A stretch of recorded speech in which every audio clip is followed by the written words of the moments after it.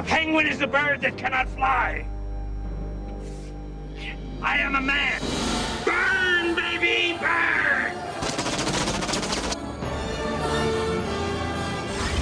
When I was a kid, I read the comic books. And then, of course, you see the TV show.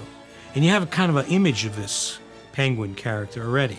But just get that right out of your mind, because this is so totally unique and different.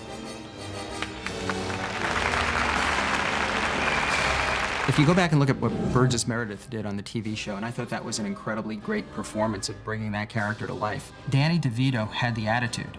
Danny DeVito had that dark humor that I think is really indicative of the Penguin, and the way that Tim really converted him into a fully grotesque supervillain that bared little resemblance to Danny DeVito himself. He's such a great spirit, too, on the set because, you know, because he's an actor, director, and producer and all. I'd look at him, I was kind of envious sometimes because I knew you could really get locked away and just go for it.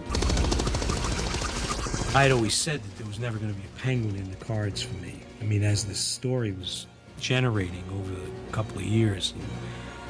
But this was nothing like the penguin that I had imagined. And once I hooked into, what Tim had in mind, I was pumped. And we will snatch them, carry them into the sewer, and toss them into a deep, dark, watery grave. Penguin, that was a character that evolved in interesting ways, too. I think when I came up with something in the script, that he takes shredded documents that have been shredded and goes painstakingly glues them together.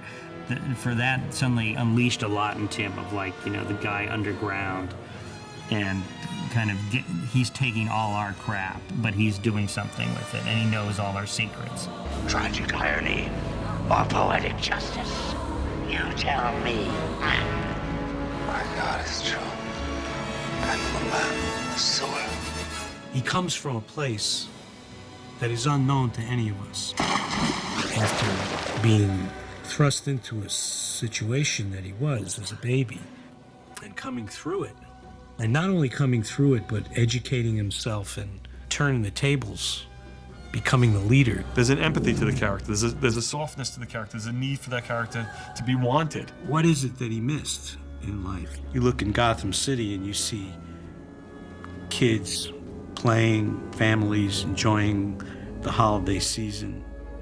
The things that Oswald's never been exposed to, things that were never available to him. Down deep inside, there's still that humanity. Even though those are the people that kicked him out, threw him out, they are, after all, his parents. Never forgetting that in a second, if they were there at that moment, he could slaughter them, even though he feels they are his parents and he's moved by it.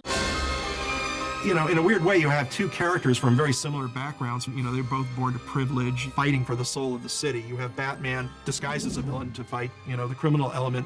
Yet you have Cobblepot, the much more villainous looking of the two, who's cloaked himself in respectability to charm the city and become its mayor and run the city that way. One was scarred by what happened to his parents. The other one is scarred by his parents who reject him and kind of cast him aside to become this freak. When the giant penguins walk in and pick up the penguin at the end as pallbearers, I remember holding my breath when those penguins walked out thinking, no, they're not really gonna, and then they pick them up somehow and carry him into the pool, and I just thought, it's just too perfect.